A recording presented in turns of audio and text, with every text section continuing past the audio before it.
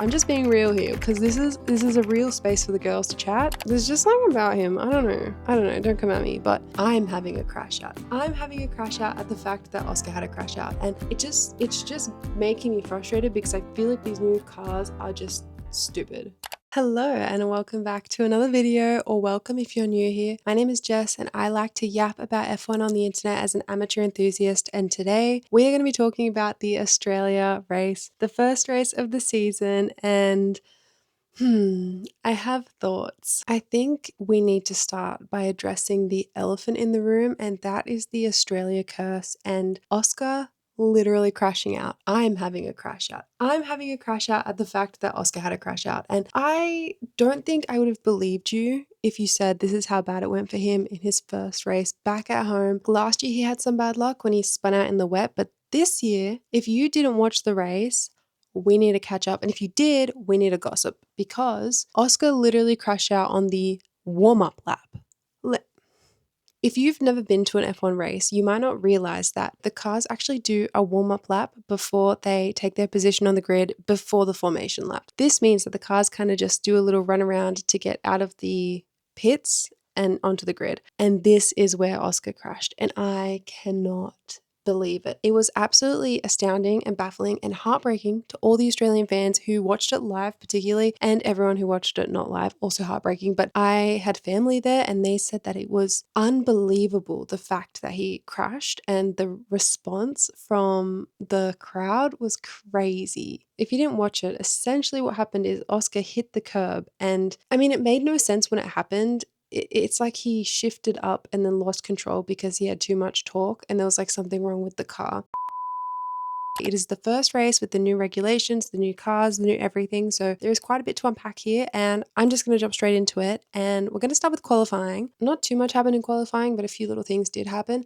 Probably the most notable is that Max crashed out in Q1. Essentially, he spun out seemingly for no reason and then hit the wall, and there was a red flag, and he didn't let go of the steering wheel when he crashed. And there's kind of like a debate between drivers whether you should hold your hands onto the steering wheel or if you should let go when you hit the wall, because if you hold on like Danny Rick, you can break your wrist, break your hands, break this whole tool that they need to drive. And Max didn't let go, and you see him in the footage at the end taking off his gloves, shaking his hands. But I think that the commentator said that he's one of the believers that you shouldn't take your hands off the wheel when you crash. I don't know. I didn't look into it, but I think his hands are fine. But he did crash. So that means that Max started in 20th for the race. Secondly, Kimi Antonelli crashed in practice. So his mechanics were working around the clock trying to get his car ready for qualifying, and they were not going to make it unless there was a red flag. So this red flag from Max actually saved Kimi Antonelli because it meant that they could do the final touches for his car. They didn't get to do the setup or anything. They literally just was like, okay, here, it's drivable, go. And they sent Kimi out there, and Kimi did a great lap. He had a great qualifying, even though he had no GPS and was relying on his mirrors. It was pretty crazy. He did a very, very good job, to be honest. Except also for Kimi, he had some bad luck because in Q3, his mechanics left the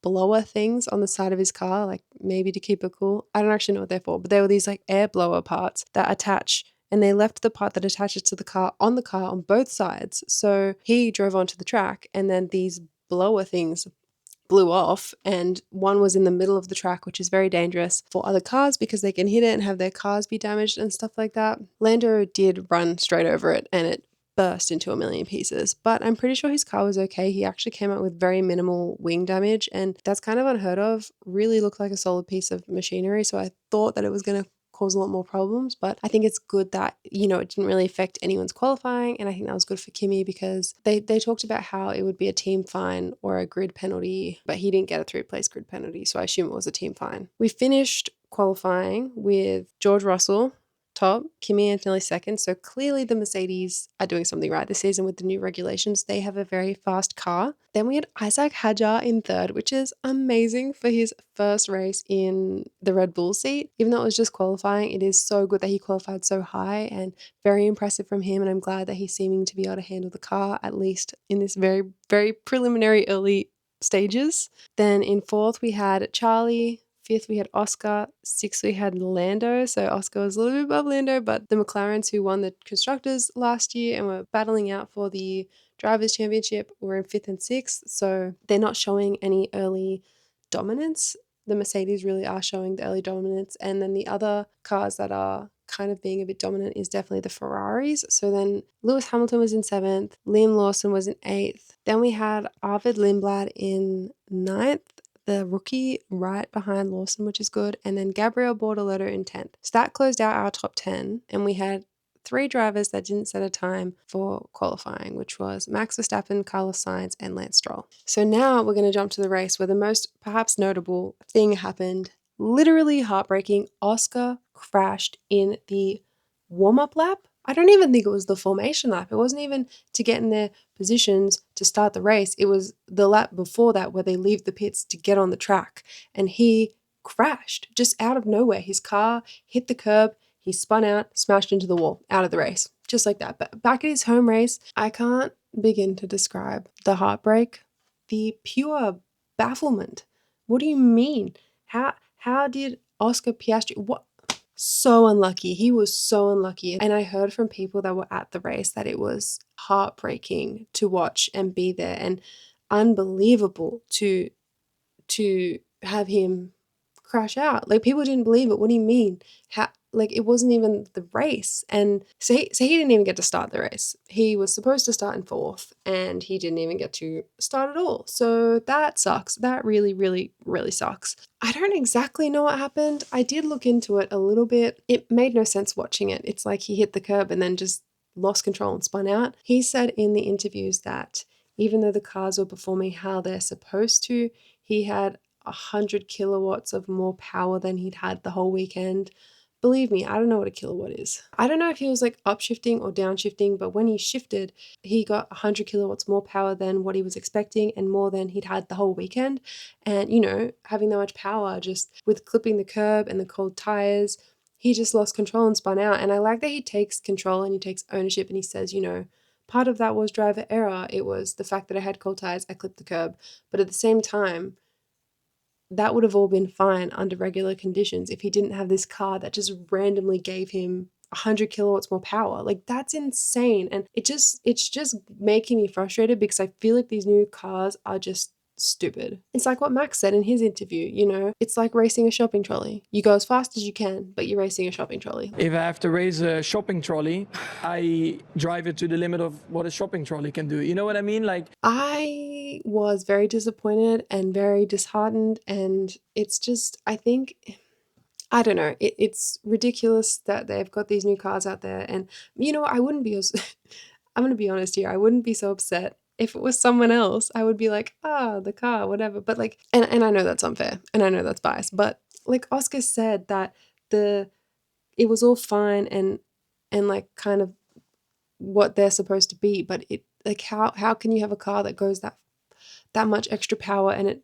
be under the normal, like, within regulations and stuff? I don't know. Clearly, I don't understand the mechanics that much, but that is one clear, very early sign of how these new cars were, one, not ready to go out on the track. They haven't been tested enough, they haven't been developed enough, and two, potentially just flaws within this new system of electrical boosts of power and stuff. I don't know why there was an extra 100 kilowatts than he expected, but clearly it's to do with something that's new about the cars. And the biggest change of the cars is the 50% electrical energy component of the engines, and that is where they get the boost of power. So in my jumping to conclusions, potentially logical brain, I think that it's got to do with that, right? Like the new electrical energy thing. Anyway, don't quote me because that's just me drawing inferences. So just seems like that's what happened. So if you actually know, just let me know in the comments. That'll be great. So we start the race and Oscar's out, which is absolutely devastating. Anyway, the race starts and Mercedes gets bodied by Ferrari. And we knew this. I talked about this in my 2026 preparing for the new season changes regulations video. I'll link it. But in that video, I talked about how Ferrari had the best jump off the line because they were more prepared in dealing with the fact that the turbo part that got taken out is making them not have a good launch, so they counteracted that. Anyway, I did a very mediocre job of explaining it in the last video, so I'm not going to try and explain it again, but they have a great launch. And that was evident in this race. Mercedes got bodied, as I said. They did not have a great launch off the line. Particularly Kimi, he got really, really bodied. And I think that's because Kimi had no battery, apparently. And I don't know how you have no battery when the race hasn't even started yet, but he had no battery. So he went from 2nd down to 7th off the start line, which is crazy. Anyway, Charlie and Lewis got a really good start in their Ferraris, as I said, and it's not a surprise, again, as I said, but this meant that Charlie got in front of George and was leading the race, but George got Charlie back. So there was quite a bit of overtaking in the first few laps. Charlie got George off the line, but then in lap 2, George overtook Charlie again, and then in lap 3, Charlie overtook George again, and then it was just back and forth and back and forth. I think they had a lot of swaps, and that was pretty exciting, but it was also, I don't know, nobody could make an overtake stick, and it kind of felt like, oh, I've got the battery now, boom. And then I was like, oh, I've got the battery now, boom. And then I was like, oh, I've got the battery now, boom. And it was just like, I don't know. It wasn't as exciting as I would have hoped. But, you know, we do love overtakes, so I should stop complaining about it. So off the start, Lewis went from 7th to 3rd, which is evidence, again, of that Ferrari great takeoff engine. And Charlie went from 4th to 1st. So, pretty good. Kimi got bodied, as we said. He was down in 7th. Is that what I said? Yeah. But he, you know, he's got the fast Mercedes. The Mercedes is showing dominance. So he overtook Lando. He overtook Arvid, both by lap 5. So as we know, Max started at 20th on the grid, basically at the bottom, and he was 11th by lap 8. So he had a great start of the race, great overtaking, everything. He does it like no one else. It is very impressive, to be honest, how Max can go from the back all the way to basically into the points by lap 8. Liam Lawson had a terrible start. He actually basically didn't move. So he was one of those cars that we saw in practice when we were in Bahrain who couldn't take off, and he just didn't go anywhere. So then cars behind had to evade and avoid hitting him. And Colapinto had this crazy reaction time where he it's crazy. Look it up on TikTok. He just got around him by this tiny little margin, and his reaction time was insane. The reaction from the top 3 at the end in the cool down room when they saw that was like, whoa, rightfully so, because it was a very, very close call and he did a great job to avoid it. But Colapinto also got a stop and go penalty, and it's kind of become a meme online because the TV message didn't say Colapinto stop and go penalty. It actually said Colapinto and go penalty, so it's kind of like a meme. Did you see the graphic? That's the funniest graphic I have ever seen. Go penalty. He had to go into the pits and stop for 10 seconds and then go, which is one of the harshest penalties you can get in F1. And apparently it was because of a starting infringement, a starting grid thing infringement. I don't really know what you call it, but I did see that it's maybe because one of the mechanics touched the car when they weren't supposed to, after they were not supposed to touch the car anymore. I don't know if that's exactly what happened, but that's all I could find about it. I didn't look very hard, to be honest, but it's crazy that he got a very, very intense stop-go penalty, or Colapinto and go penalty. Yeah, so he got a stop and go penalty for a starting procedure infringement. That's what it's called. And I think it's just crazy because it was such a harsh penalty. It's one of the harshest penalties you can get in F1 because you have to literally stop for 10 seconds in the pit lane. And that is crazy.